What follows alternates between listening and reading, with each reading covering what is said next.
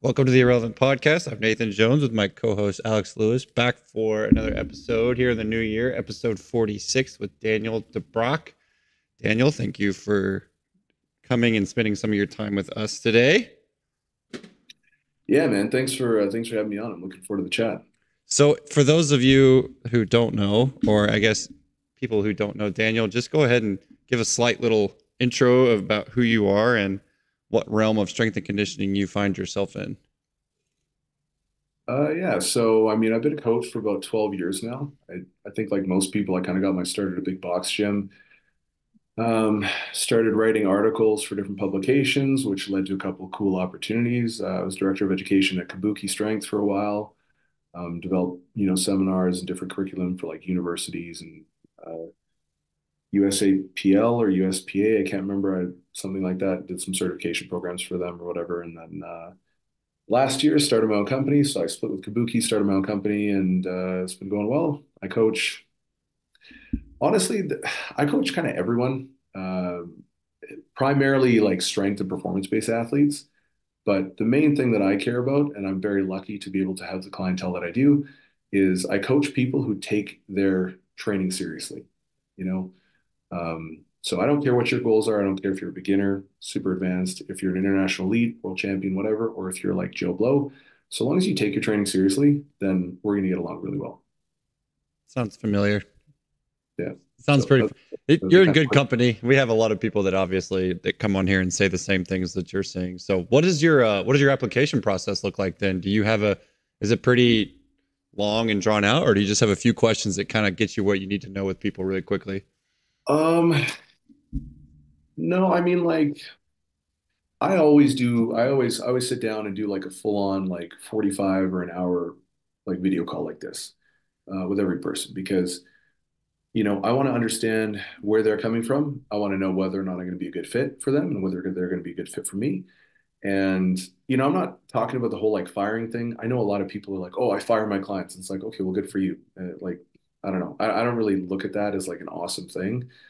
I just see that as like generally that probably means they're not very good at communication, more than anything.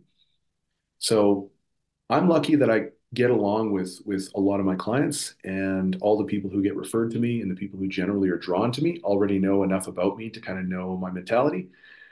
And so we sit down. It's really just about like, I want to know what their goals are, what their history is. Like, I really want to understand who they are as a person, because then we can kind of navigate a path forward. And based on that conversation, it's usually pretty easy to tell whether or not we're going to be a good fit because I set expectations up front. I'm like, this is how I work. This is who I coach.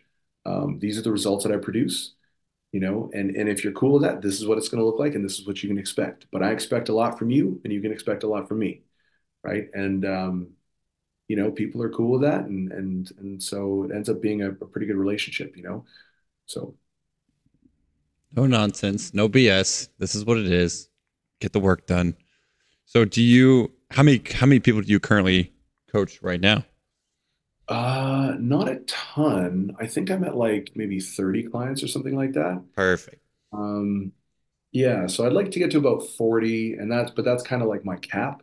Because I do like my style of coaching is like very, very hands-on, like very, very hands-on, very in-depth. And so because of that, I don't want to take on any more than that because I think I would just end up being like overburdened. It would take me a little longer to get back to people. I wouldn't necessarily know everyone's strength level like off the top of my head.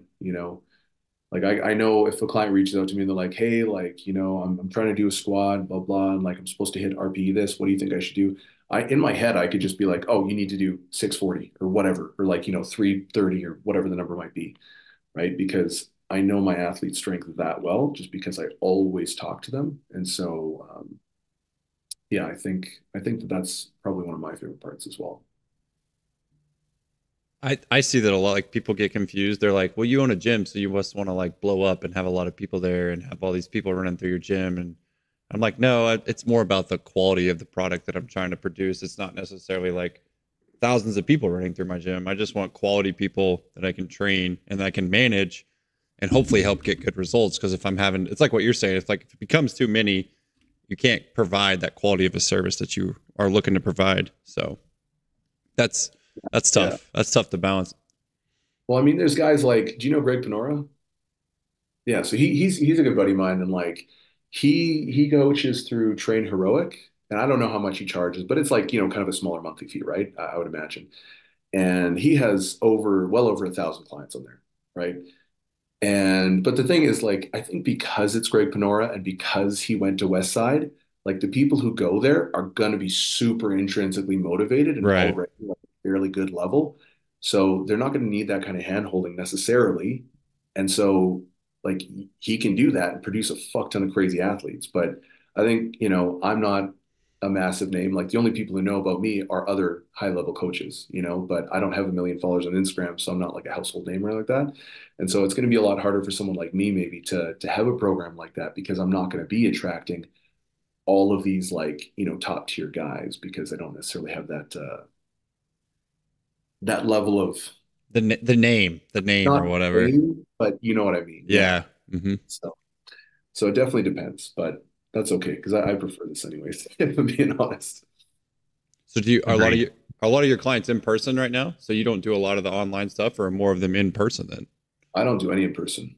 No, Okay. I'm purely online. Yeah. Um, I love working as an online coach, but I can't handle being around people for too long.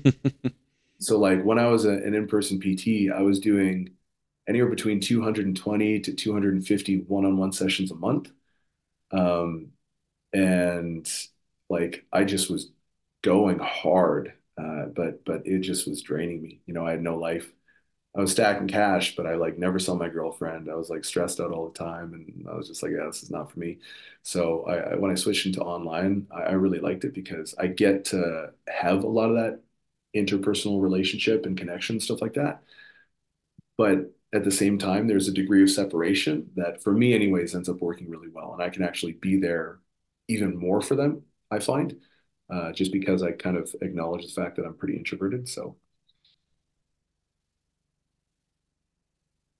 When you were competing, did you have a coach yourself or were you self-coached? I was always self-coached up until maybe like I want to say like a year or two ago.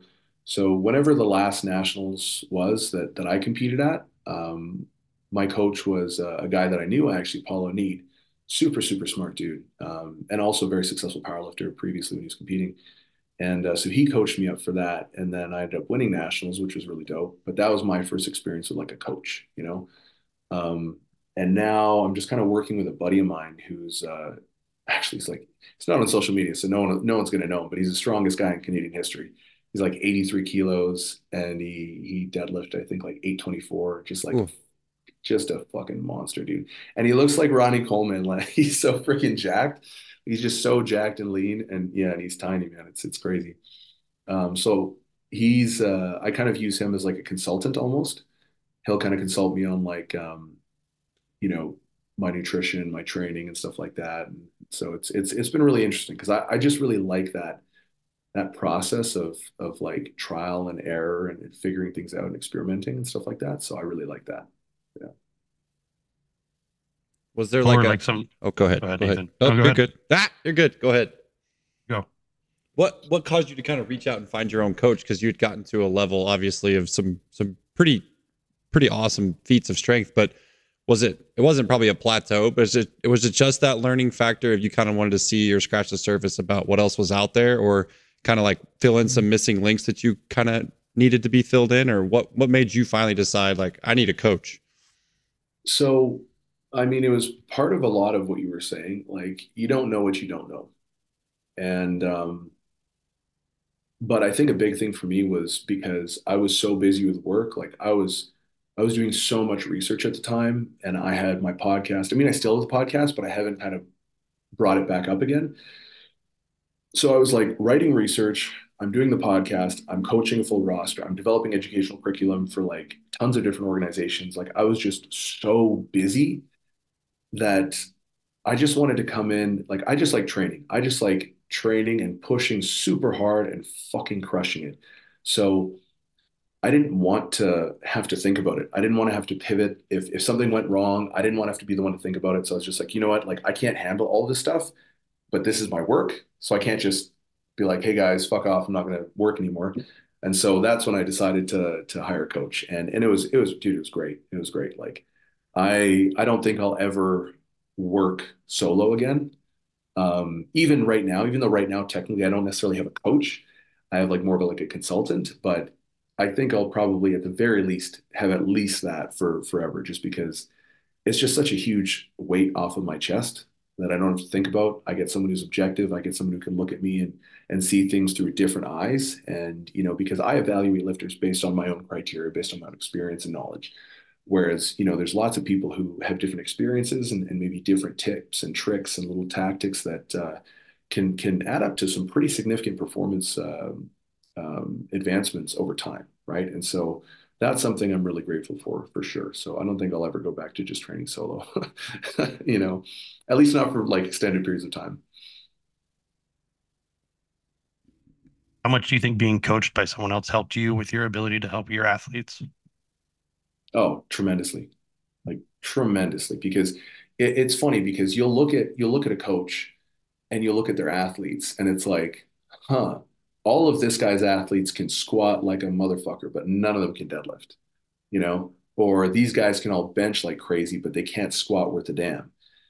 Or like you look at athletes who are just super weak and they're only squatting like, let's say 80 kilos, but they're wearing wraps.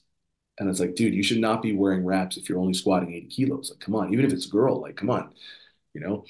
And so like you'll kind of see things and that's how they train. And I think regardless of how good you are, and even though you might individualize everything, you're still constrained by your own knowledge. And so getting out, experiencing other things, and also there's something to be said about understanding something conceptually versus actually experiencing it. So like several years ago, I would have said that I was kind of against training to failure a lot.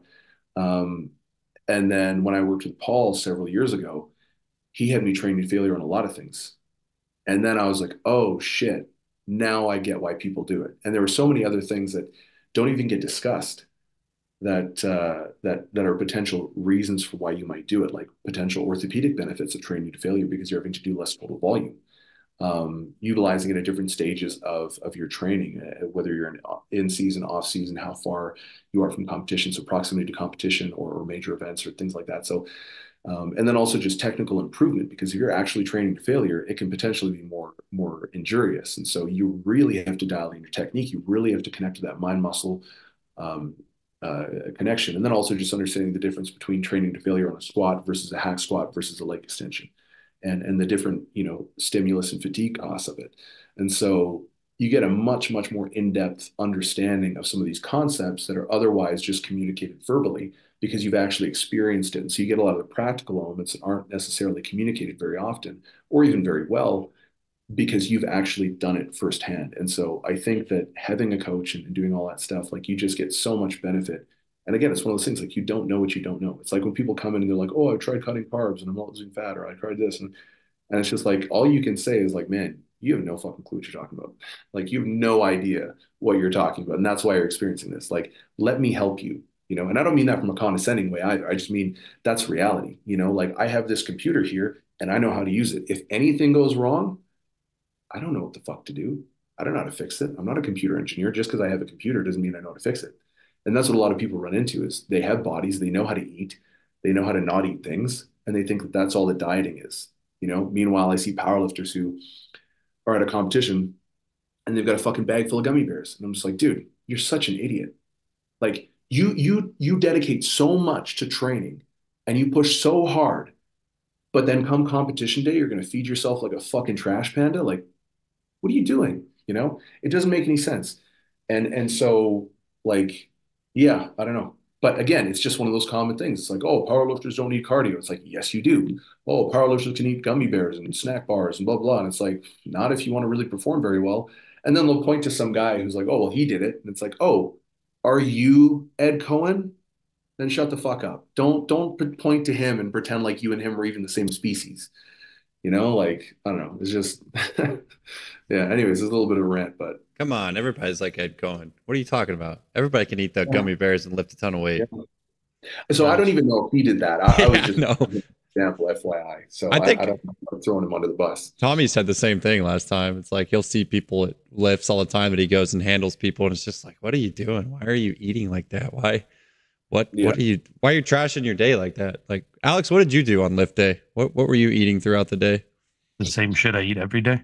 I had Just protein pancakes. I had fucking rice noodles. I had some candy. Like immediately after I was done lifting, doing the lift, I would have a little bit of sugar. But no, you got to have like real food. And I'm like the fucking weirdo because I have real food at the meet. I'm like, you guys don't know what's going on, do you? It's crazy though, because I'll see so many athletes and I'll take them through like their first meet prep. Like not their first meet prep, but their first meet prep where they actually have a nutrition protocol that they're following leading up to it. And like if they're cutting weight, like a reconstitution protocol and everything is dialed in, their nutrient timing's dialed in. It's like this many carbs at exactly this time, this many dinner. And people like, oh, you don't need to get that specific, blah, blah, blah. And it's like, dude, every single time I've ever done that for an athlete, they tell me they're like, I feel amazing. I don't feel like I'm gassed. I don't feel like I'm full. I don't feel like I'm stuffed. I don't feel like I'm hungry. I don't feel like I have GI distress. And I feel like so much energy. Like I don't get gassed out after I've done squats. And then I go to bench press and I'm just fried. So like I feel great. Like my energy was great the entire way through. And they can really, really perform. And so it's like I just hear it so consistently so that when people tell me like, oh, well, it doesn't make that much of a difference, I'm like, all right, I don't care. Like, I'm not going to stop doing it because I know it works like incredibly well, you know? And it's not like it's a small difference either. It's like, it's a dramatic difference in terms of your performance and your ability to sustain performance over the entire duration of a competition. Because like, even I've been to competitions where they're not running shit very effectively. It starts at 9 a.m. and it finishes at 11:30 p.m. And you're like, dude, we're talking about like 10-hour flights. Like that's crazy for anyone to be able to sustain performance for that long.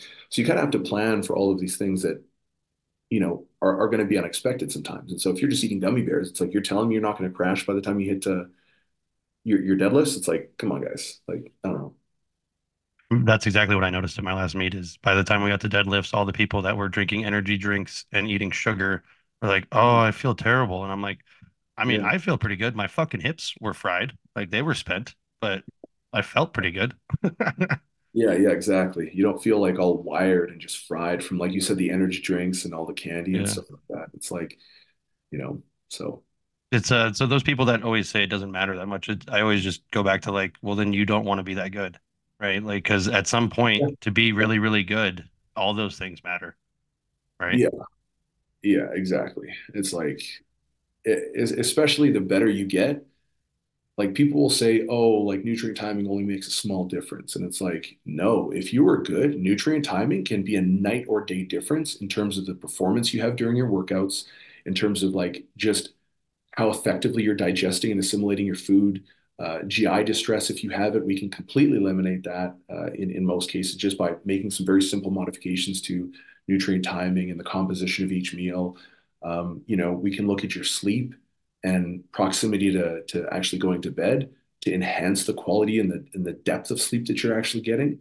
And that's going to affect your recoverability and your ability to perform subsequent training sessions. So it's like these things are not small and they bleed into everything else. And so when I hear people say that, it's just like, it's just that either, yeah, one, you just don't care, or two, maybe you don't understand the depth of outcomes that you could possibly experience if you really implemented this in like a very three-dimensional way while understanding all of the other moving elements as well. So it's big. But again, you have to kind of be at that level where you're prepared and you have the skills to implement it effectively before it's actually going to have that effect. If you're eating like a dummy and you're inconsistent with your calories and your protein, and then you're trying a nutrient timing protocol, probably not going to do anything for you. But if you're advanced, man, it can have a pretty profound effect on your performance. So yeah, Getting to the level you're at, do you see that hole you're talking about is more like an abyss where you just kind of keep getting deeper and deeper into these concepts and they keep giving you like more return on investment almost? 100%. But it's the hardest part. It's not necessarily that you'll do more and more and more. It's just that you do the same thing better, you know, because it's like the hardest thing to do is just the same shit over and over and over and over again and never deviate. Like if you draw, I remember hearing this a long time ago, and this kind of I think rings true with training anyways. It's like it's easier to draw a circle or like, some sort of squiggly line than it is to just draw a perfectly straight line. Like drawing a perfectly straight line with no deviations is so hard. But if you're drawing something on a curve, you can kind of like shift your body a little bit to I don't know. They explained it to me and it made sense. I'm probably butchering this and sound like an idiot because I'm not an art student. But it's kind of the same thing with training. It's like people always want to know what they can do. And I'm like, just do this, but a little better. Like, oh, what else can I do? No, no, just do this, but a little bit better. And then if you just keep doing that, you give yourself 2, 3, 5 years, fuck man, you are going to get some insane results just through the basics, you know?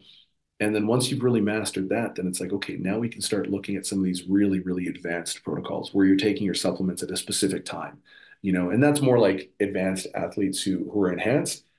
I don't know so much of that stuff, like with the enhancement side of things, but I have friends who do, and they talk to me, and it's just like my mind gets blown by the effectiveness of some of these protocols. But they're very complex at the same time. So, yeah, that's a whole nother thing. Would you attribute your like big success? Because I noticed on open powerlifting, the you only have a couple meets, but there's a big gap in between them, and there's a substantial difference. Is that where you're able to make so much progress? Is because you rotate that time off and actually focus on doing that one thing and doing it better? Uh, no. So, well, I don't know, maybe. I mean, the unfortunate thing about my competitive frequency has been health issues in the past.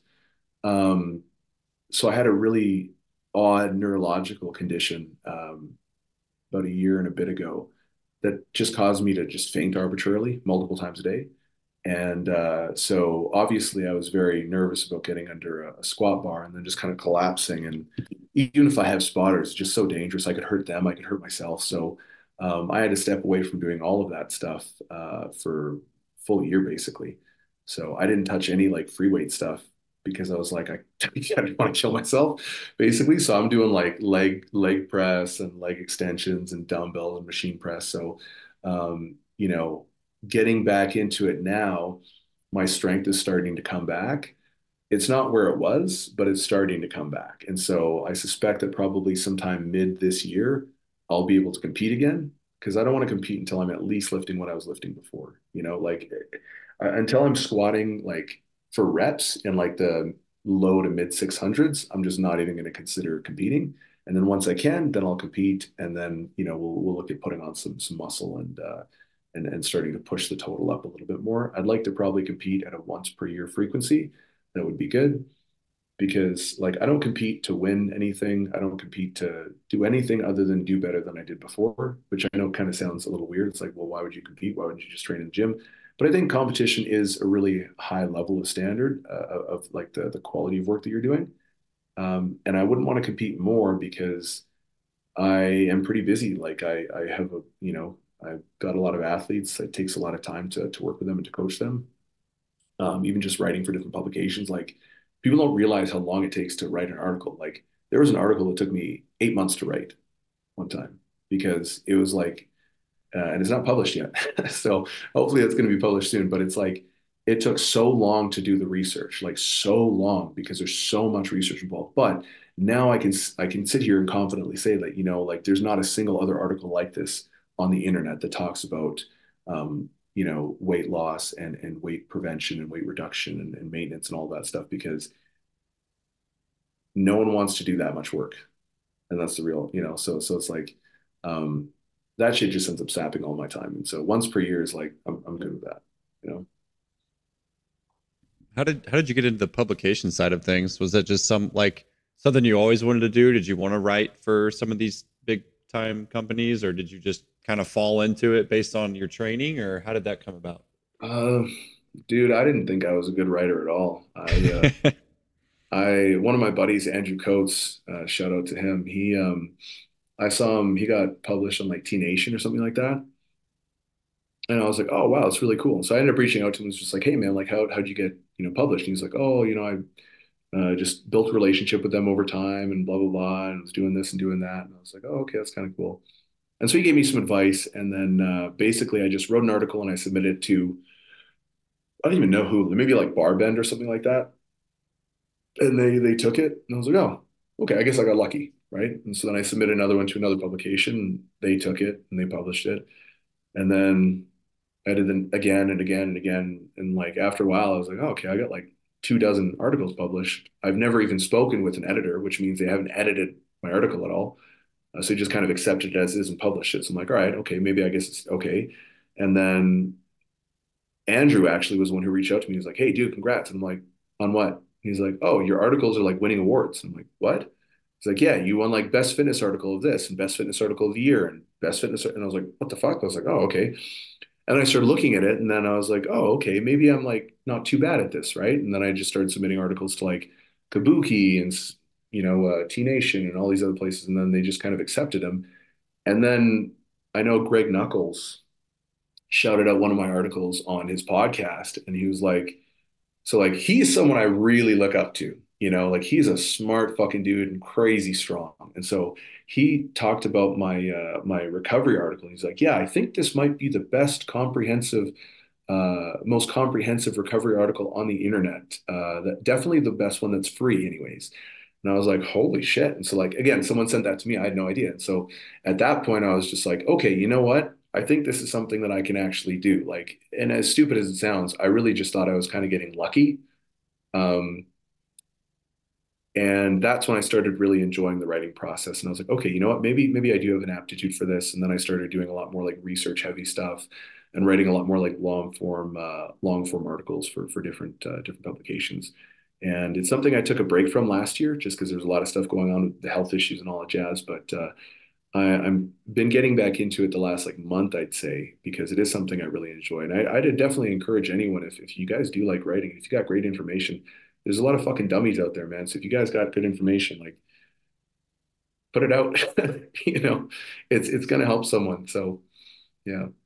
I'm working on getting my writing to the point where I don't sound like the dummy because I can speak well, but writing, oh fuck me, that's a bit of a challenge. I feel like what you were talking about, where you're like, yeah, I don't know if I can even do this. Yeah, but Yeah. Well, it's funny too, because when you write, it really forces you to clarify your thoughts. Because when you're speaking, I can, and I mean, anyone who's been listening to the podcast knows that I have a tendency to just kind of go off on these tangents because my fucking mind is going a million miles a minute. So I can't stay focused, right? But you can't do that when you're writing. Like I can do that and still make sense at the end of it. But then you might look at me and be like, dude, you literally could have just said yes, and that's it. But you went off on this fucking monologue. Whereas with writing, you can't do that because if you're just using a bunch of fillers, when you read it again, you're like, this is just bad. And then you just delete it. And so you have to learn how to really be concise with your writing, clear at communicating your thoughts.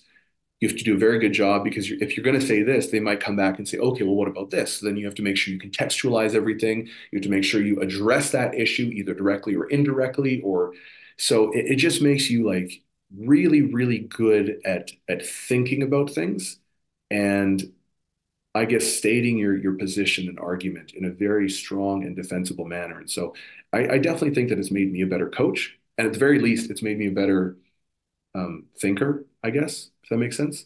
Do you guys write for your own, or are you writing for your own website, or are you writing for other publications?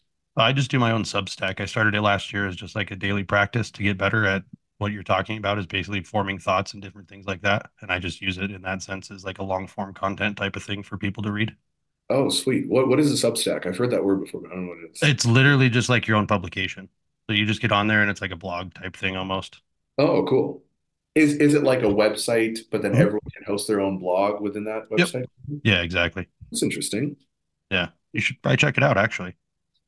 Yeah. That Send way you me don't have, send me your thing. I'd love to read the articles you have up. yeah, for sure, man. But yeah, there was another guy we had on here. I don't know if you know who Ray Zingler is. He's a high school coach, strength coach, down in Georgia, but he does it all the time. And I started reading his articles and I'm like, man, this looks like a really good exercise to try and do. And so I started doing that. And after doing, I don't know, like 150 to 180 of them last year, I'm like, oh, I actually kind of Holy figured this shit. out. That's a Yeah, because it's like lot. every day. They're not very That's a long, but lot. yeah, it's just practice, right? Got to get the repetitions in, like you were talking about, do the same thing, but do it better. That's a lot. That's impressive, man. 180. That is a Yeah, lot. something like that. I just fucking went off the deep end. I don't have any what's the word I'm looking for? It's all go with me. There is no like, hey, let's do this slowly. Yeah. Nope. Yeah. I can respect that, man.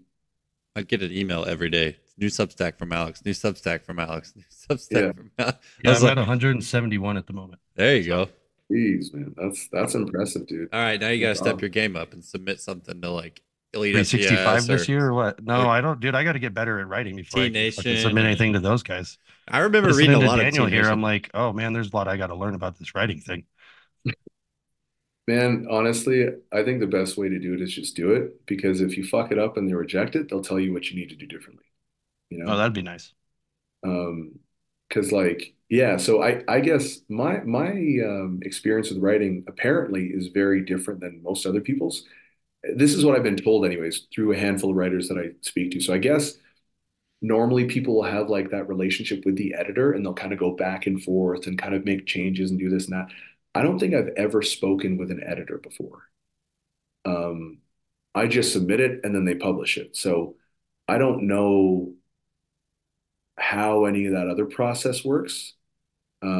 I only know that people have told me that how I've been doing it isn't generally how it's done. There's usually a lot more back and forth. But when I was like director of education at Kabuki, we would accept outside submissions, and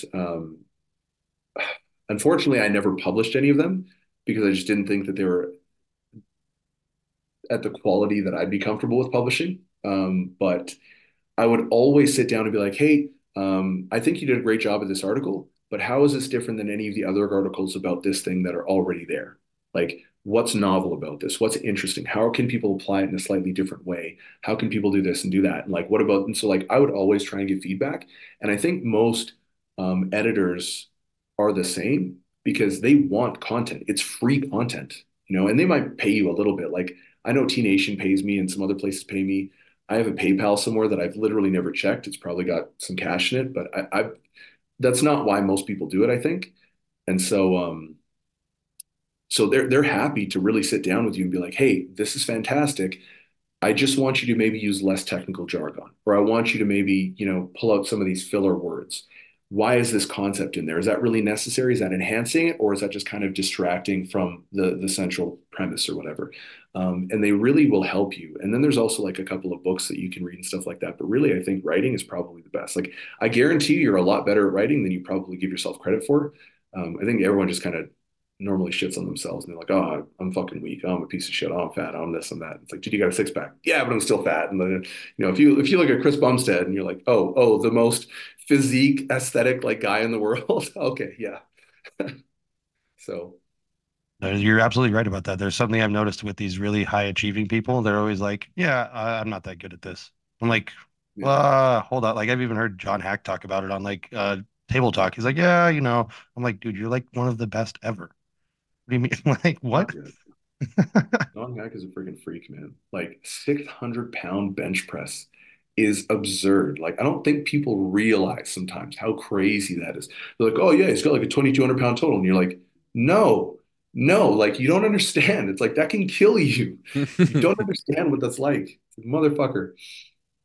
Yeah, dude's a freaking unit, man. Yeah, it's crazy. I remember we initially talked because I think you were reaching out about coaching almost, and we were talking about totals and stuff. What is your like end goal as far as powerlifting? Do you have like a weight class you want to get to and a total you want to set, or you just try to take it as far as you can and see where that ends up? Um, I just kind of want to take it as far as I can, I guess. Like, I mean, it would be cool to sit here and say like, oh, I want a 2K total. And realistically, I know that I could get a 2K total if I go to reps. Um, but yeah, I mean, we'll see. Like, I enjoy the process. I'm not someone who's genetically gifted for strength. I've had to put on so much muscle and so much size just to compensate for my shit strength genetics. Um, and so I have a lot more to put on. I think ultimately what I'd like to do is I'd like to be 285 at about 10% body fat. Um, I'd like to, you know, squat 800. I don't really care about deadlift, and I'd like to bench press 500 maybe, you know. The reason why I say I don't care about deadlifts is because I'm terrible at it. So, you know, let's say if I could deadlift like, I don't know, close to eight, that would be really cool. Um, but yeah, I don't know. I don't necessarily have like specific goals, I guess. Like I find that when I focus on goals, it really pulls me away from like right now what I need to do. And so if I just focus on doing what I need to do, I always get better results. I always enjoy the process more. I'm able to build momentum faster and sustain it for longer. So I kind of have been trying to steer away from setting goals like that. And that's just me. I know for some people they need that, but for me, it kind of has like a counterproductive effect. Yeah. It's, like most of the successful people I see, the daily habits are what make you the good person or not, right? So having the bigger goal is just it's something to stare at in the distance. Mhm. Yeah, it can be so. He goes, yeah, I'd like to get the 2000 total, and then the numbers he gives are just a nonchalant 1900. So he's just like, yeah, cool, whatever. Just Yeah, nonchalant. I could do 1900, nonchalant. That's awesome. I hate squatting, so that would be deadlift's okay. I don't mind a deadlift, but man, I don't like squatting. That's the worst of the three for me. I think Alex would agree. Squatting's the I fuck worst. squatting. I hate squatting. I don't know why, but what's what do you hate deadlifts the most, Daniel? Is that your least favorite? Yeah, I'm just not very good at it. Like I find it's very hard for me to get into like a good position. And so I can usually get into a better position pulling sumo, but I don't have the hips to like have that really nice, sumo pull. So I basically just end up doing a wide stance conventional. Um, and so right now I'm actually playing around with doing both I pull conventional now and I'm playing around with both to see which one's actually going to work best. But yeah, it's not a strength yet. How Maybe down tall the are road. you? How tall are you? 183 centimeters. So like 6'1" or something like that. Okay, okay. He Yeah. threw me for a loop there on the centimeters thing. I'm not. Yeah, I was like, oh shit, I Yeah. don't even know. uh, Yeah. couldn't do that conversion for you. No shot. So you Yeah. were you said director of education at Kabuki. Does that just mean that a lot of what was being publicated had to run through you before it got put out into publication, or did you have other jobs that kind of went along with that, or what did that job entail Um, exactly? Because they have some sweet strength equipment, by the way. So if you guys haven't checked out yeah. Kabuki stuff, it's pretty cool stuff. Yeah. I mean, so when you work at Kabuki, everyone kind of wears a billion different hats. So Um, when I started there, I was a coach and I got hired because of the articles that I published through them actually, and they asked me to apply. And so that's how I got the job initially. And then when they made me director of education, basically I was responsible for a lot of like course curriculum. So I made a course called like the Nutrition Masterclass. And Brandon Morgan, who he's director of education there now, um, he did that with me as well. So it was like 60-40 me to him kind of thing. So we both worked on that. And that's been their most successful course, I believe, period, that they've ever had. And so I would develop a lot of courses like that. I was working on a powerlifting certification with them. Um, we do other courses. And so I was like responsible for like a lot of the research, the organization. If we were doing like courses that required collaboration, I would have to organize all of that stuff, make sure that we had these meetings where we kind of outline the general structure and the flow of everything and make sure that the research was there. I'd write articles. I would do like video content for them and lectures that are kind of behind the paid wall for their like Kabuki library or whatever it's called now. I can't remember. So I do a lot of lectures and just different things like that. And then I ran their Kabuki Education Week last year. Um, and so I would do stuff like that. I would work on like different opportunities to kind of grow the educational side of things. And then develop curriculum for like other organizations as well. And so it was like it was a pretty cool position because I kind of could just do whatever I wanted, and I had a lot of creative flexibility in terms of what I wanted to do. So I really liked that aspect of it. But there was like a lot of different hats that you'd have to wear basically. So So, is that why you branched off and decided to do your own thing? Because it was just like they were throwing a lot at you, or is it just like I kind of want to do my own thing and not have to do whatever they're telling me to do? uh, No, I mean, they were great. Like they never told me I had to do anything. I was always the one who just decided what I was going to do. And they were in line with it and it was great. So I loved it. And the reason why I split off was just because basically our relationships kind of reached a point where, you know, there was me and there was another individual there. Um, and we just didn't really see eye to eye on certain things. And I felt like it was just kind of creating a bit of a negative relationship, and it was like slowing down progress, and there was a lot of like redundancies, and so I was just like, okay, like I mean, this isn't really working, and just kind of reached, I guess, like the fork in the road, and we ended up just kind of parting ways. So I got nothing bad to say. Like Chris is still, I still do some contracting work on the side, so I'll do some research for him on the side every now and then. He's a great dude. He invited me into his home when I first got there. He didn't have to, but that means like a lot to me, anyways. Um, and so yeah, like made a lot of friends there, a lot of really great people there. Nothing bad to say about him. So It's too nice. He won't tell us the deets of what really happened. Just too. All you Canadians are just too nice. You won't tell any of the dirty secrets when things. No, I'm just kidding. But yeah, yeah, exactly right. so, are you going to stay? Is Canada forever going to be the thing? Or are you going to move to America? Or what's like short-term goal, long-term goal? We got to get. We're Um, trying to get all the good Canadians to come south. We want to yeah, send people to Canada and then bring the good ones with us. So yeah. I So I'm think you actually from you the pass. Netherlands. I'm Oh, actually from okay. the Netherlands, yeah.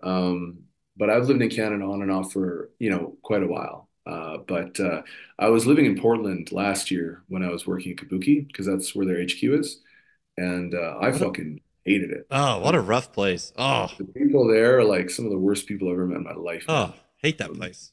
yeah, but so my plans right now are a little bit up in the air because I'm thinking about I got a lot of friends in the fitness industry. So like you know, I kind of want to go and visit a lot of them and basically just train with them for a while. We can record some content together. So like Joey Satz, like the RP guys, so Dr. Mike, even like Dave Tate and stuff like that.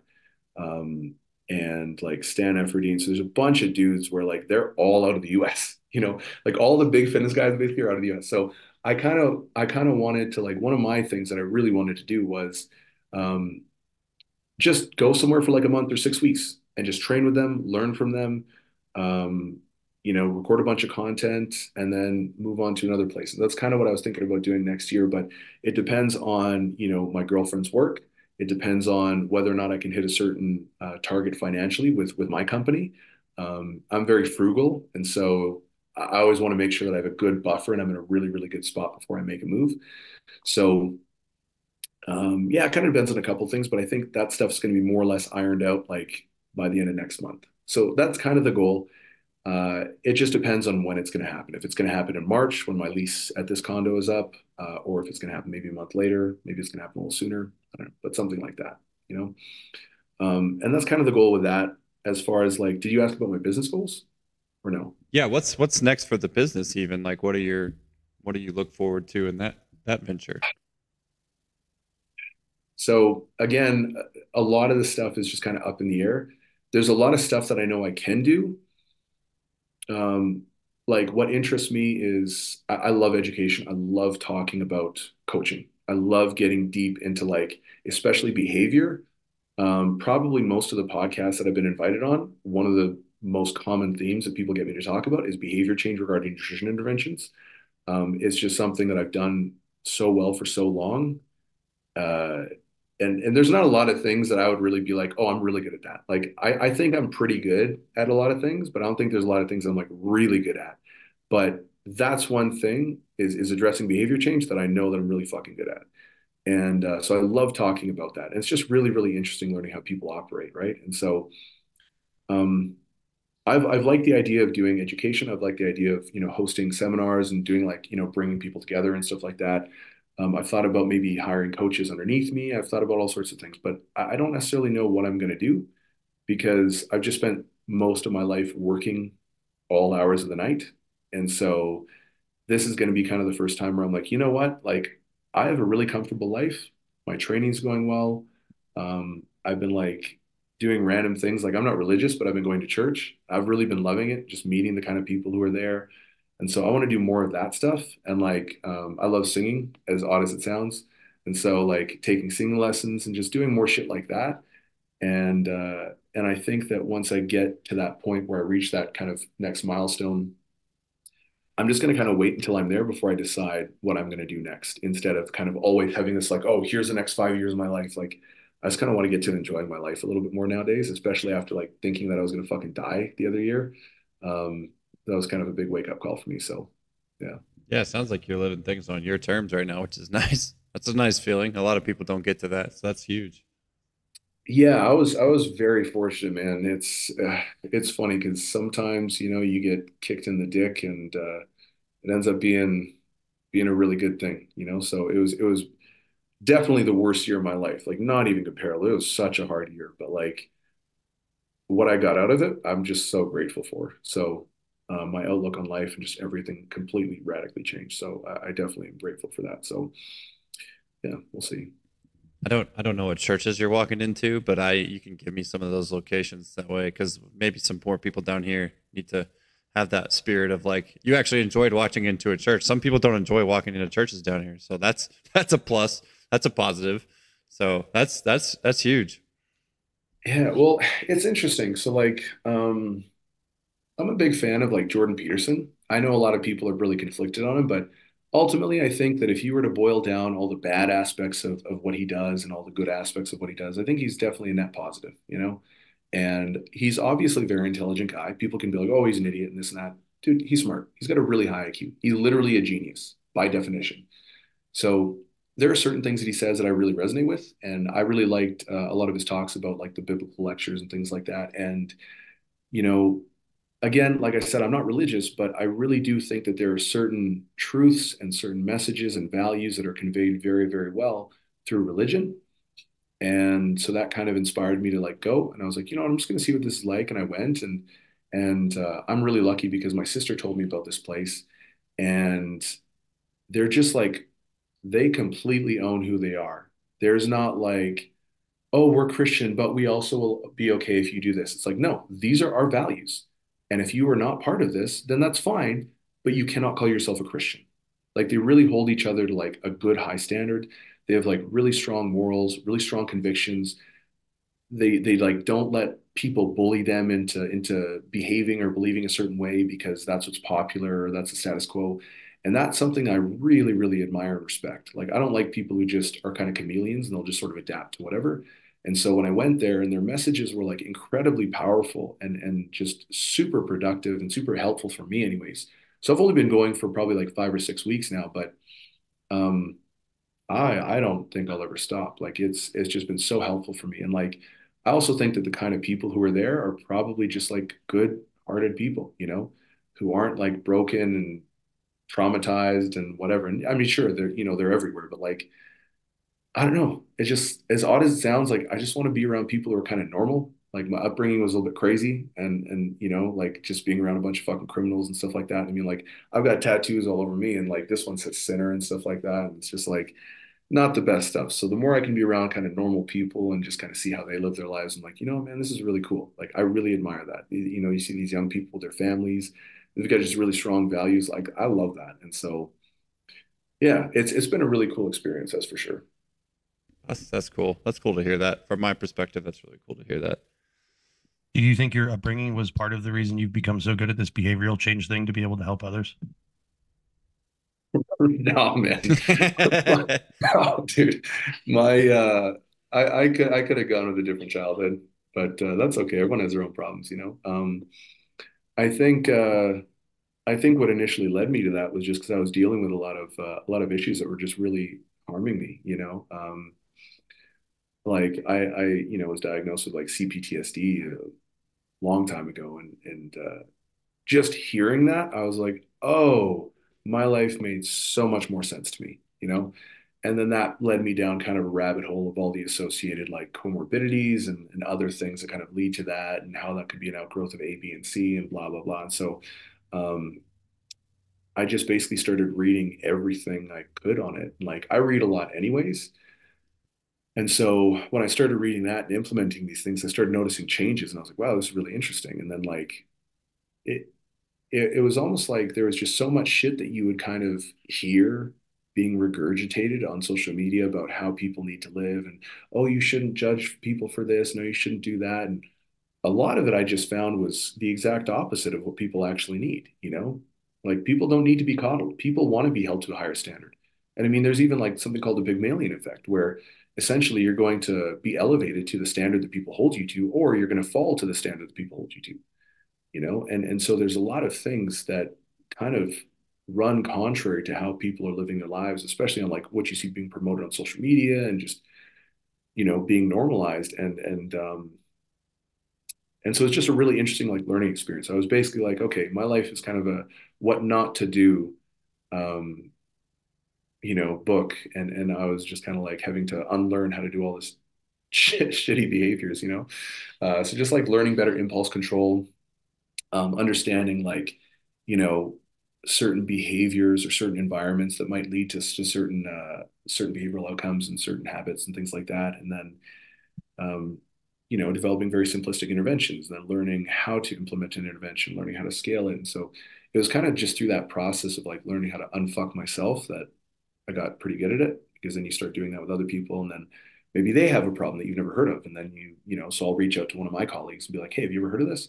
Because I know, I'm really fortunate to know a lot of people in the industry, but then also a lot of people in like psychology and sociology and things like that. So a lot of the times I can reach out to them and kind of, you know, just pick their brain, and they're very gracious with their time as well. So I get to learn for myself, and then I also get the opportunity to implement that with some of my clients, and see some pretty cool results with them, and see how it benefits their life. And so just a long process of trial and error, and basically being a shitty person for a long time, and then being a less shitty person. Nah, You know, I can relate to that. I get that yeah, 100%. you came out With on the other side of it. with the new year being, 3 days ago, what would be like top three things you would tell somebody for trying to change their behavior? um, the first thing I would say is, do you actually want to change your behavior? A lot of the times people think they want something, but they actually don't, and they're ambivalent. And you know, if you look at an abusive relationship, for instance, this is an extreme example, but it's going to be, you know, I'm saying it because it really highlights the point. You know, if you're in an abusive relationship, why do men and women stay in abusive relationships? Right? It should be really obvious. Like, why are you staying if this person is abusing you? But the reality is, they are fulfilling some sort of need for them. Right? And this is really complex, and it can go a million different ways, but I'll just try and keep it a little more superficial. Essentially, the need that they get and the familiarity that they get from that dynamic is more comfortable to them than venturing out into the unknown. And so, even though they hate their situation, because it's familiar, it's serving a purpose, you know, mechanistically for them. And so, a lot of the times people say they want to change, but they actually don't, and they're actually not ready to change. You know, if you really want to change, I can tell you, change happens instantaneous. It doesn't take you months or years or weeks. No, it happens instantaneous. And there's plenty of examples. You know, a guy smokes his entire life, can't quit. He's tried a million times. He fucking sees his baby for the first time. He never touches a cigarette again. You know, like that's real change. And unfortunately, what happens is a lot of the times, and this is where I'm just going to talk about my opinion versus what's actually found in the research. My opinion on this is that I think a lot of the times when people are reading these self-development books and doing all the quote unquote internal work, I think a lot of the times it's just bullshit. And sometimes they're just working up the nerve to actually make that decision that they're done with behaving how they used to be. And sometimes it takes a long time because these things can be really deeply entrenched. And so um, I would ask, like, is this actually something you want to do? And if they say yes, then I might say, okay, why is it something you want to do? Like, do you know who you are? What are your values?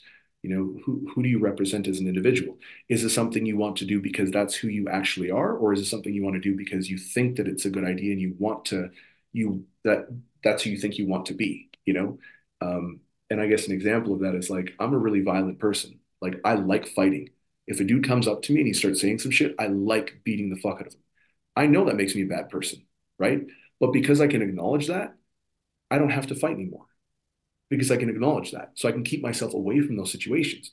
And if some guy does try doing that, I know that I have the opportunity to either smash him or I can diffuse the situation. But I can't change that until I acknowledge who I actually am, you know? And that might not make me look good. And other people might be like, oh, you're just a fucking buffoon, or you're a Neanderthal or whatever who's super violent and can't solve his problems through communication. It's like, all right, cool. But I'm doing this by choice now.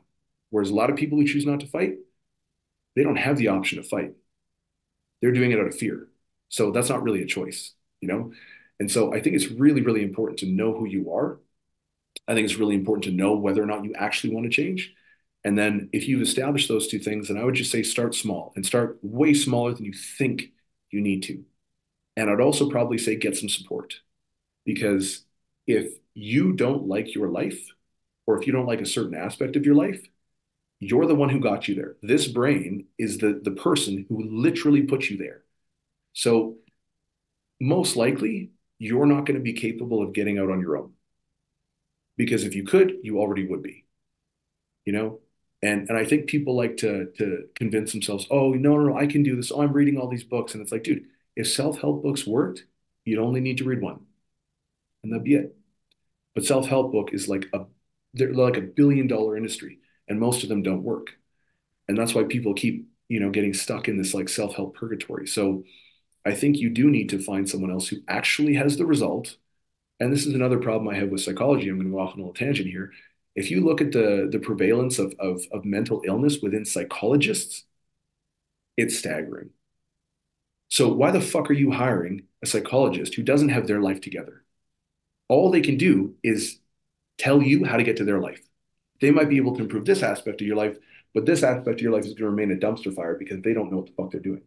So it's like you need to find someone who actually has the outcome that you want. And once they do, then you need to shut the fuck up and stop trusting your gut. And you need to just listen to them and implement what they're saying. And then it's very simple. If your life improves, they are correct and you are wrong. If your life doesn't improve and you've genuinely been implementing them, then maybe they're not the right person, and maybe they're not the right, maybe the intervention they're not correct, and then you move on, right? Or sometimes it's just a matter of you're not waiting long enough. So I would say those are the three things. Like, one, make sure you know who you are. Two, make sure you're actually, at a place where you're willing to change. And then three, make sure you have someone else who actually has the outcome that you want, and follow them and start very small and smaller than you think you need to. And then be patient and just move slowly and consistently. That's an interesting. I didn't know that about psychology. I didn't know. That's an interesting little fact. So you're basically going to someone that doesn't have their stuff together to try to get your stuff together. And they can only get you to the level of where their life's at. That's a good way. I learned. I mean, that's like taking nutrition advice from a fat doctor, right? It's like, what the fuck? Exactly. Yeah. Yeah. That makes sense. Exactly. Huh. Okay. Now I'm intrigued. I just want him to give us some more behavioral stuff. Come on. That's how did Right? you? We How had did no you? idea this was your specialty, and now that's all we're going to ask you about. Well, so was it just because of like what you had experienced as a child? That you just read about all this stuff and got into this stuff? You didn't have any formal education on this stuff. You were just so interested in it. I don't have any formal education. Yeah. I just read a lot, and I didn't have a lot of friends. I wasn't a very popular guy, and so I would just go home and read a lot. I remember my teacher told me I was stupid. He's like, "You're really stupid, and you're not going to amount to anything behaving like this," you know? And I'm so grateful for him, because I'm not going to hate on him and be like, "Oh, you were wrong. Look at who I am." It's like, no, you were right. You were 100% right. And exactly what he said is what actually helped me. So I'm really grateful for him, because he was doing his job as an educator, and he was honest with me. And so he told me that I was stupid, and he's like, "You're never going to amount to anything because you don't apply yourself." He's like, "You're just gonna end up like one of these other fucking losers." That I used to hang around a lot of like shady people at the time, and like a lot of them were like in gangs and stuff like that. And he's like, "You're just gonna end up like one of them. You're gonna either commit suicide, you're gonna end up in jail, you're gonna get killed." And I'm like, I was so grateful for that, because then I went home and I was like, you know what? I suck. I got to start reading books. And I started reading, and I was so slow at reading. But I just kept doing it. And then eventually I got really, really good at reading. And then I got very fast at reading. And then my comprehension improved. And then my ability to comprehend things and actually retain the knowledge over time improved. And then I was able to condense things. And then when audiobooks came out, I was able to listen to books really, really quickly. And so I ended up, on average, I'd read between 2 to 5 books a week, between actually physically reading them and listening to audiobooks. And so it's just like I was able to consume so much information. And I was doing that for like 15 years, you know? well, since I was, so maybe now like 20 years. And I would have breaks in between. Like the last, like I'd say 2 months, I stopped listening to audiobooks and stopped reading because it was just too much for me at the time. I needed to focus on some other stuff. But for the most part, I was doing that pretty consistently. And so, I mean, if you add that up over time, like it's a lot of books. And I just enjoy learning. You know, that's like, I just really enjoy the process of learning because it's like, it can only make your life better, you know? And so that was basically how like I kind of came across a lot of this stuff. And then also just like having dysfunctional relationships and being dysfunctional myself, you know, like I was like, man, I'm not, you know, like I think I'm smart, but I keep doing stupid things and my relationships are not where I want them to be. And so I guess I just have to assume that no matter how smart I think I am and no matter how much I know, I just have to assume that I don't know. Um, like what I know is incorrect, you know, or at the very least incomplete. And so yeah, it's just like I just find it interesting, I guess. How do you think someone gets to the point where you are, where you don't have the ego getting in your way, telling you and gassing you up all this stuff, where you can just be like, you know what, this is obviously what's happening, and I'm the only one in control of it. So, like, how does someone get to that point? Because what I run into with people is that they can't get out of their own way because the ego is preventing them from being able to do so oftentimes. I mean, I still definitely have an ego. Like, I have a huge ego actually, and that's the thing that I have to continuously remind myself about. Is so every time I do think, oh no, like I've got this, I have to point my, you know, like point a finger at myself and be like, hey, shut the fuck up. Remember what happened last time you did this? You're not invincible. You're not that smart. You're not that great. You're not special. Shut the fuck up, be humble, treat other people with respect, and actually, you know, learn something from them. And so I think it's just like, I don't think having an ego is bad. Like if you look at most like successful people, they generally have a pretty big ego. I think what happens is when you start thinking that when you start believing your ego, you know, like I know I'm a bad person. Like I know that. I know I'm not a good person. I know that I'm not like super smart. I know that I'm not all these things. But like I want to believe I am. And it's really enticing to believe I am. And so I'm very lucky that I have friends around me too who like, you know, every 6 months or a year, uh, I ask them like, you know, what's holding me back in my life? What are my biggest weaknesses? What are my biggest strengths? What do I need to do more of to get forward? And they tell me, and it's always like really terrible shit. Like, you know, like you think they're gonna be like, oh, well, you just need to, you know, put in more hours and like make more sales calls or something like that. And then they're like, I don't like inviting you out with my friends because you get into arguments with them. And you're like, oh, dude, like that sucks to hear, you know? Or they'll say some stuff that just like, and that other people might not think that's a big deal. But when I heard that, that's an actual thing my friend told me a long time ago. And that really hurt. That was the first time that I actually did that exercise, I think back in 2017. And that really hurt. And I was like, man, that's fucking terrible. And so it really challenges you. And so I'm lucky to have friends like that who are honest with me and who don't just let me slide on shit. Like if they see I'm slipping, they'll call me out 100%. And so I think having those people in your life is really, really good. And then just, yeah, like, you know, if you don't have the life that you want, it's your fault 9 times out of 10, you know? And obviously we're talking not if you were like sold into slavery or the sex trade or if terrible things happened to you when you were a kid, like that's out of your control. But as an adult, you have control over how you live your life. You have control over your outcomes. And so, you know, I think as an adult, we get to make those changes and make those choices. And so, um, yeah, I think it's just about like being honest about yourself and about your flaws and your shortcomings and shit like that. And so I don't know. I don't think I'm a good role model, if I'm being honest. Like, I don't think people should necessarily listen to me and be like, oh, that's really cool. You know, it's like, hey, if what I'm saying helps you, that's fantastic. But I definitely wouldn't try and model anyone's life around me. I just want to clarify that real quickly. I'm not a model by any stretch of the imagination. I mean, it seems like you got some good habits you developed, so you're on the right track. So I think some people could take some tips from you. Tips maybe, but not modeling. Yeah. So I don't know. Another one of these guys who doesn't think he does Just anything awesome. This is great. Cliff notes. Just Yeah, yeah, what? exactly. Look at the cliff notes of his life. Don't read the book. Is there a book in the process? That's what you need to do. It sounds like you need to write a book because you're a great writer. It sounds I'd like read that shit. I'd read it because this sounds fascinating because there's stuff that's like there, you know, but like I'm not gonna, you know. But so if you wrote a book, I think it'd be a hit. I'd have to have something to write about first. I haven't really accomplished Ah, anything worth there he writing about. goes. No, but I'm serious though. Like everyone, like this is one of my problems with people like in the fitness industry too. Is like not even in the fitness industry. So there was like there was a poll done, I think in 2020, and it was asking kids what they wanted to be when they grew up. And I think 80% or something like that said, I want to be an influencer. And it's like, what the fuck is wrong with you? That's not a thing. That's just you want to be loved and you want to be influential. It's like, what are you doing? What have you done to earn that? You know, it's like Muhammad Ali is seen as the greatest, not because he's just like he did some fucking TikTok dance. This is because you look at the stance he made when he said, I'm not going to Vietnam. You look at you know, the Rumble in the Jungle when he fought, you know, in Africa.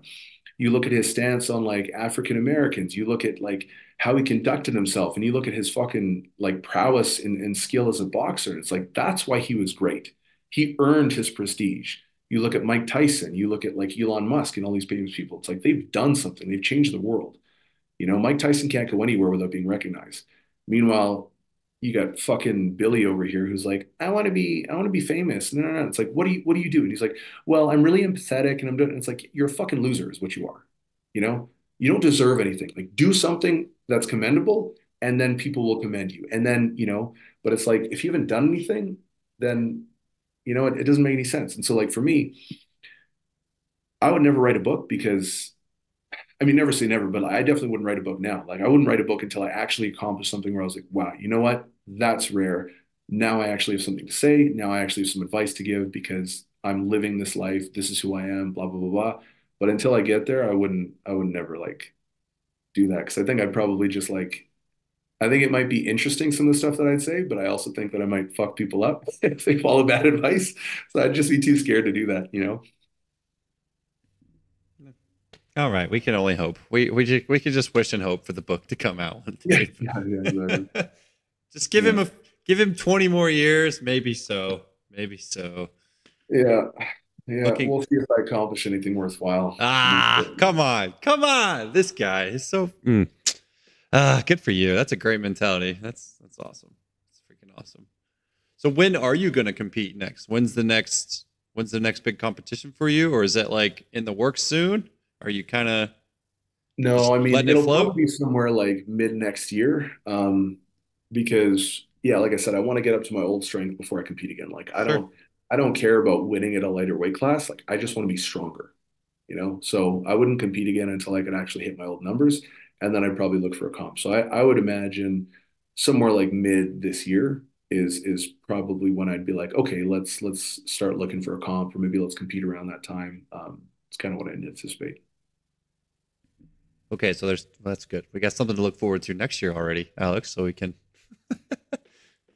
recap that in the next year when that happens, hopefully. I have a feeling this guy's going to keep us entertained for the rest of our lives at this rate because this has been great.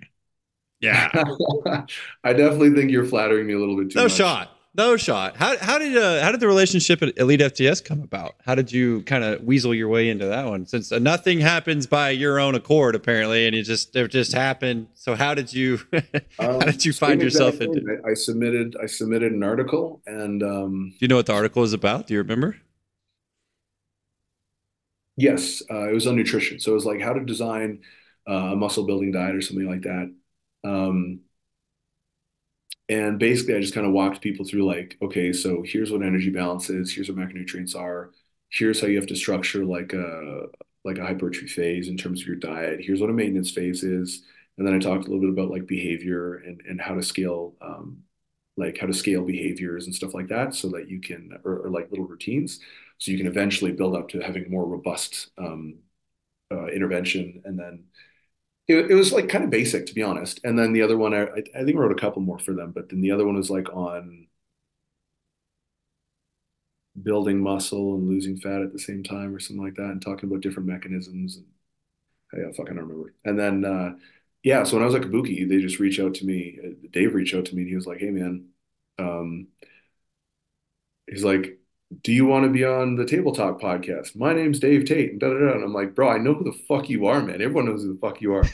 I like, yo, I was fangirling so hard, man. It was crazy. I couldn't believe it. It was nuts. So that I will say, of all the things I've done, that to me was the thing that means the most to me, because like Dave is like a pillar, and he's done so much for the community, the fitness community. He's like, you look at kids today and it's like, who do you follow? And they're like, oh, I follow Bradley Martin. I follow this. And they're like, oh, okay, cool. Do you know who Dave Tate is? And they're like, no. And it's like, yeah, Dave Tate's the guy who all your fucking influencers, that's the guy who they follow, you know? So he just does so much for the community. And like, I'm always just so grateful for the things that he's done, you know, whether it's for me or for other people. It's just such a really cool thing. I've learned so much from him and like his articles and his like YouTube channel and all that stuff. And so I can't say enough good things about the dude, you know? And even when I was there, like we recorded like a 4 and a bit hour podcast. And then after, he just lights up a cigar and we talk for another 5 hours. Dude, it was amazing, man. He was so gracious with his time, and like, yeah, it was a really cool experience. How do we get to the 4 hour podcast? What is that like? Because Alex and I have like, how do we go two more? Well, first of all, Nathan, we have to not have any other obligations. And That's then true. that's usually the Yeah. big problem with Wednesdays. Saturdays, we could get to 4 hours, no problem. On Yeah, Saturday. that's true. We definitely could. But man, I could just imagine Dave's like, okay, turn it off, and then it's 5 more hours. That's Well, incredible. he's so good at interviewing people. That's the part we suck at. We got to work on that interviewing process. He's great. Bro, he hit me with a question, man. I like froze. I was like, how did you know that? He's like, I do my research. And I like froze and I was like, and then I kind of started answering again. But I have no idea how he found out some of this shit about me, you know, because it's not public information. You know what I mean? So I was just like, so he really, really, really does a deep dive on all of his guests. I was so impressed, dude. Like, so impressed. Because the thing is, too, like, I have friends who've been on his podcast as well, right? And he'll talk about stuff that they've told me in confidence. And I'm like, how the fuck did he find, like, how does he know? Like, it's crazy. And like, he'll never say anything to, like, you know, obviously out of person or be dick or anything like that. But it's just like the level of professionalism that he brings to the podcast is insane. Like, it's fucking insane. He made a deal with the devil. We now have confirmed Dave Tate has made a deal with the devil. He knows everything about everyone. So if you go on the podcast, just know that he's going to find your deepest and darkest. That's crazy. I can't believe it even, man, stuff that's not even, Yeah, yeah. I don't know how he found out some of the shit, but he must have like watched every interview, or like, I don't know. He must have like talked to some people. It was wild. I was so impressed, man. Yeah. He's really thorough with that shit. Have you got Yeah. a chance to train with Dave? Like, did you guys, when you went down and hung out, obviously there, did you get to train with him or do anything like that? No, unfortunately not, because the way things worked out is like I recorded a bunch of videos, like some content for them before the podcast. Then he got there, we recorded the podcast, and then literally just talked. So I was there from like 8 a.m. and then I left at like 10:30 or 11 p.m. Wow. We were just chatting the whole time, but then I had to fly out the next morning. Um, so I didn't get an opportunity to, but I'm planning on going back there this year and definitely getting some training in. Yeah, I'll always support that dude and show love where I can. Like anytime I see him doing something, I always try and share it and like, you know, promote it, because he's a great dude. Yeah, if you're a strength coach and you're not watching table talks, or like you're getting into the strength and conditioning realm and you want to figure out how to fast track to learn as much as you possibly can, just sit down and watch Dave Tate's table talks, and you'll have a pretty good understanding about what to do and where to go with things, because there's so many guests on there that are just unbelievable, incredible athletes or just advanced athletes. I mean, it's awesome to see some of the people that come on there. So you got to be doing something right. You're on the, I mean, come on, like look at all these. You're on the podcast. He's on, all these other people on the pack. See, come on, more credit. Gotta give you. Well, We he's already got it. discussed this. He can help guys like me every now and then, only every now and then, because like No, he'll have to have all these big guests, and then he can have like a little guy, and then he can have big guests again, and then he can have a little guy. I've never seen a little guy on Dave Tate's podcast. So okay, if you want to take it that way, that's great. But you're hey, you're killing Nathan, the you game. also realize we're talking to a person who is stronger than 99% of the world. And Exactly. He's like, yeah, I'm not that strong. Exactly. Yeah. It's just a theme. It's just a theme, Alex. We bring people on, they tell us how strong they're not, and then we have to reflect on our lives and how strong we are. And it's just like, God dang it, you people. You people Well, are dude, incredible. check out some of the guys in my gym, man. I think, because the thing too is like, people are just crazy strong in my gym. We've got 5 people who deadlift between 8 and 900 at our gym, you Wow. know, and like all of the girls that we have deadlift over 400. We've got one that deadlifts over 500. And it's not like they're like 300 pounds. We're talking like 160 pound girls who are pulling 500 pounds. We're talking about fuck my girlfriend. She pulls, so she's on I've been coaching her for like 5 years now. She's 127 pounds. She deadlifts 450. She just got top three at the American Pro. You Jesus know, fuck. My God. there's a dude there. There's a dude there, Brad Shepard. So shout out to him. He's got the biggest squat in Canadian history. He squatted 1,003 not too long ago. Um, and so it's like I'm nobody compared to these dudes, and like all the strong women there. And so I'm very lucky to be able to train around people like that who just everyone kind of brings everyone else up, you know. And so it's really really cool. And even because like my girlfriend's a better fucking athlete than me, like technically. So she's an international elite athlete. She got top three at the American Pro overall, across all weight classes, and Awesome. she did that after getting injured on her first attempt of squat. And so her total, even though she got top three, her total was still like maybe 25, 30 kilos off of what we had projected initially, just because her back was so fucked. She couldn't take her other 2 squats. And then she had to be conservative on her deadlift. She'd be conservative on her bench. Couldn't even get up off the bench. I had to like Mm. run on the platform and like help her up and stuff like that. And she still managed to do that. So she's a much better athlete than me. And so like when I say that, I'm not just being like, it's not like, what is it, false humility? It's like that's these guys are legitimate athletes, and so When you're, they yeah, deserve a lot of when credit. you're around it all the time, you kind of, there's a different level of comparison, obviously, that's going on. But I Yeah, mean, yeah, they're a bunch of freaks. so Guys. the system that you're running, how would you classify the system that you run? Because you've been coaching for a long time. So are you, there's West Side guys, there's conjugate guys, there's linear, there's, block. I mean, are you a mixture? Have you come up with your own system and what works for you? Or how do you classify how you kind of run your programming? I mean, I'm sure other people would probably look at it and they could kind of identify some sort of a trend or be like, oh, he kind of does this. Um, I don't know that I really have one though, because like I look at all my clients' programs and they're all different. Like everything that I do, I don't think that I'm like necessarily the best coach. There's lots of people who are better coaches than me. There's lots of people who are better at a lot of things, but I know that I'm really good at getting a ton out of my athletes because of how detailed and how closely I work with my clients. Um, so because I program an intervention or like I program, their training, but then I don't just program their training. Like I talk to them, okay, like, no, I don't want you doing the bicep curl like that. I want you doing it like this because this way is going to get this. And it's like we get so granular sometimes. And now for some people, I don't get granular at all. Some people just want to show up, train, and leave. They don't give a fuck about, reaching their potential. They just like getting stronger, but they don't want all the extra hassle. So for those people, I don't do that. But, for the people who really do want to see what they can do, like it's very, very granular. And because of how we execute everything and because of how we adjust their sleep, their nutrition, their step count, their aerobic fitness, their anaerobic fitness, all of this other stuff, and it kind of works in together. I think because I do all of that, it's very detailed. I think that's what kind of accelerates some of my clients' results, maybe above and beyond what you would normally assume based off of my actual skill set or my knowledge base, maybe, if that makes sense.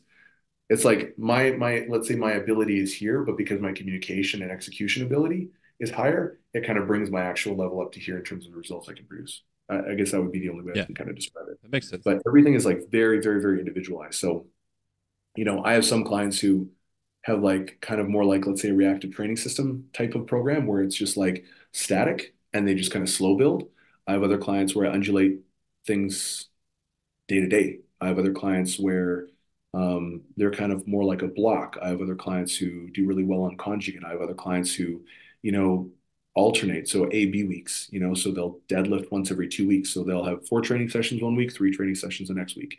I have clients who, like everything is really just dependent on them, what they respond to, and how they're enjoying it. And so because of that, I don't necessarily have like an approach. It's just what is working. and whatever works works, and that's it, um, yeah. That's a very lost art and very lost element in today's world, where it's just like, buy my program, do this thing, everybody does this, and they all get results. It's like the individualized part of that is pretty big component of everything, especially when it comes to that level that you're working with. Yeah, yeah. So it's funny. So I made like a sales presentation or whatever, to kind of take, new clients through whatever, or not new clients, but let's say prospects or whatever. And so I just put up like a ton of photos and stuff like that, and then like some of their results, and I was like, oh shit, like this is kind of cool. I was like, I forgot that I had, coached all of these people, like that's pretty cool. And so um, I've been pretty lucky. And then also just like working with Kabuki, I kind of get a little bit of clout just by proxy or by association. And so, um, yeah, so it's kind of been nice. So I've been fortunate enough to train some pretty cool people. And then, I think especially because my clients stay with me for a very long time, like my average client retention is about, I think I mentioned earlier, about 3 years. And so I think because of that, they get the opportunity to really see good progress, to really adjust their lifestyle and to do all that stuff. And so, honestly, the biggest thing that fucks people up is shit outside the gym. It's not hard to create a good program. Even a not very good program, honestly, you can get really fucking good results. Like you do five, Sure. three, one, you're gonna get stronger. If you fucking push hard, you know how to train, you're gonna get results doing pretty much anything. Right. I think it's like how you manage a lot of the stuff outside the gym that really determines how successful your training actually is. Um, so that's where I put a lot of emphasis because, like, once I design a program, I know the program's going to work, And so then we spent basically most of the extra time on like one, teaching them what effort looks like. So it's like, oh, that's an RPE 8? No, no, no, no. I want you to go to failure.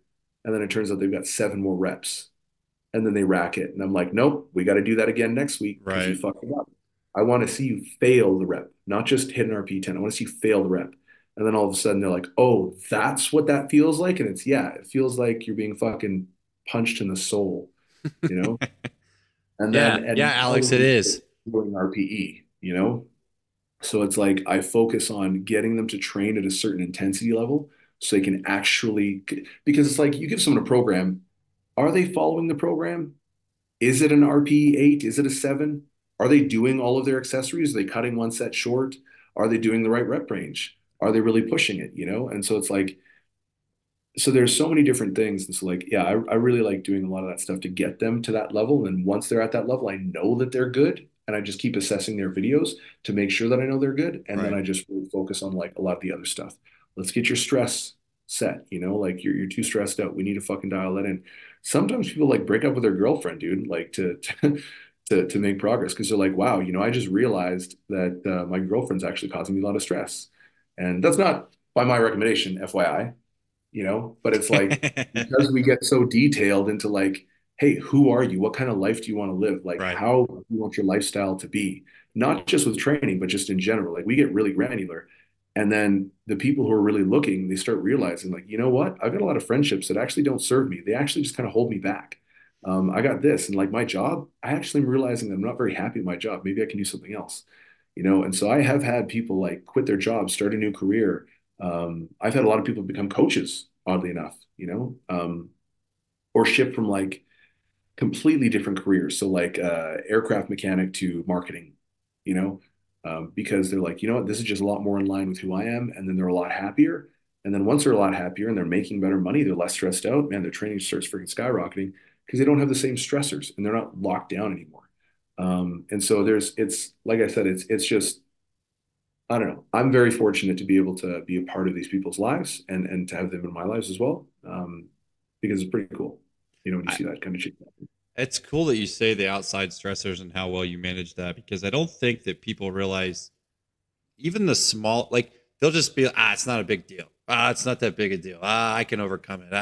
It's just like, well, this stuff keeps adding up. Like you just keep telling me about all these little things that now have become this big thing, and it's really affecting who you are and how you can train and what your overall capacity in life and is in general. And so it's like, it's, I'm sure you see it a lot. People just don't really think that much about it because we've just kind of been taught to been like, it's not that big a deal. But they add up over time, and it can really affect everything. that's going on in your life, especially your training. That's for sure. Yeah, yeah, it absolutely does. And like you said, you kind of become like conditioned to just think it's okay. You're like, Right. well, I get 5 hours sleep, but that's okay. Like No big I'm deal. used to it. It's Yep. like, no, no, you're not. It's a big deal. You need to get more sleep, Yeah. period. And then they tell you like, oh, I'm a genetic outlier. Oh yeah? Go fuck yourself. No, you're not. Oh, I ate out 7 times this week. It's like, okay, well, maybe we need to dial in Yeah. nutrition. I had a client today tell me, she was like, well, me and my husband, we really talked. We have this cafe that's like right down the road from us, and we love their food, but we've been eating it literally every day for the last, I don't know how many months. And I'm like, oh, well, okay, maybe we just go to like 1 time a week and let's see what that does, And Yeah. I was like, that's probably something that's going to really help you, like, yeah, just little things we don't think about. Yeah, no, 100%. But that's the thing, like you need a good relationship a lot of the times. They're also just gonna tell you to fuck off, right? So Yeah. Yeah. Luckily, she's been around and she's a client that's been around for a long time. So I'm yeah, just like, well, you talk about fat loss, and I'm like, yeah, maybe the yeah, cafe 5 times a week's not going to cut it. So it's good, though, that she feels open enough to have those conversations with me, too. So I'm sure you enjoy the same processes. Like, people will actually, hopefully, you've probably built a good dynamic with people that they'll come and tell you stuff now to where it's like, okay, now it's easy to make these adjustments, hopefully. yeah. I mean, you kind of end up being like their therapist or their parent or Yeah. their mentor to some degree. So Yeah. Alex, you seem deep in thought over there. Are you okay, buddy? Do you have any? You just, I think you're on mute, but you've been sitting like this for like the last, like, I'm like, are you okay, man? Like, you look like you're deep in thought.